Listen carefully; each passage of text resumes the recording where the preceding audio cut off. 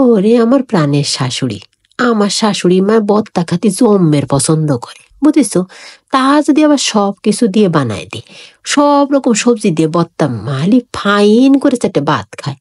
আমার শাশুড়ি আবার অসুস্থ মানুষ, সব কিছু খাতে পারে না, মাছ মাংস এগুলো বেশি পরিমাণে খাতে পারে না, বুঝেছো? তার ওই যে আবার একটু সমস্যা আছে, ডায়াবেটিস। এখন তো সারা মানুষের ডায়াবেটিস হচ্ছে, এ যে একটা রোগ রে বাবা, হোলি সপ্তাহ খাওয়াও যায় না, কি যে একটা কষ্ট। যাই হোক, প্রিয় ভাই ও বোনরা, তোমরা কিরাম আছো? আজকে আমার শাশুড়ির জন্য একটা ভর্তা বানাবো। সে আমার হাতের ভর্তা বাড়ি পছন্দ করে। আমার শাশুড়ি অসুস্থ মানুষ, সে কিন্তু ভর্তা দিয়ে ভালো করে মজা করে চারটে ভাত খায়। আমাকে এরম যারা মুরব্বী আছে তাকে একটু আমরা প্রাণ ভরে যদি চারটে ভাত খাওয়াতে পারি সামনে বসে, তাহলে যে মনের মধ্যে কি শান্তি লাগে। ওরে শোনা ভাই বোনরা, তাহলে চলো কি কি লাগতেছে দেখাই তোমাকে। প্রথমে নিবা লাউ পাতা, লাউ পাতা না পারলে কুমড়ো পাতা নিলে হবে, ধনে পাতা, গাজর, তারপরে নিবা পালং পাতা, তারপরে নিবা ফুলকপির ডুগা, চিংড়ি মাছের মাথা।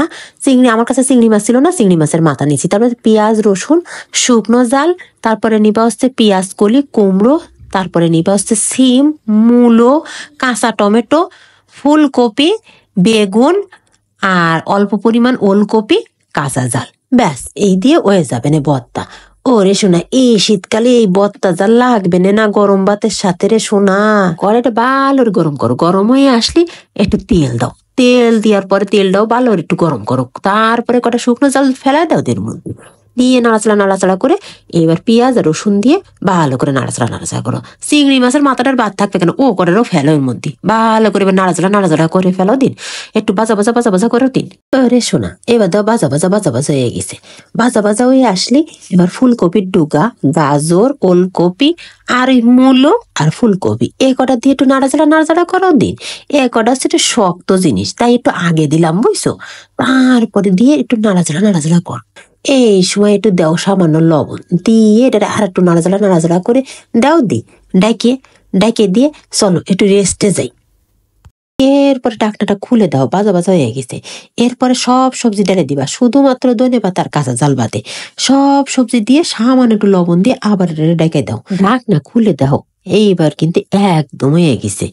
এরপরে কি করবা, একটুখানি যে ধনে পাতা আর একটু জাল দিয়ে আবার নাড়াচাড়া করবে, ভালো করে ভাজা করা হয়ে গেলে এবার এটা নামাইয়ে নিমিষ করে বাটি ফেলো, একদম যেন দানা না থাকে।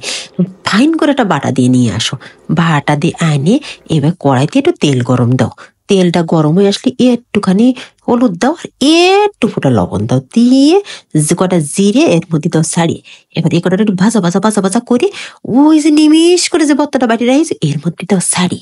ও রে সোনা, কি আর কব, ফাইন গিরান বেরোইছে। এরপরে এবারে গুটা করে ফেলো, জমে গুটা করো।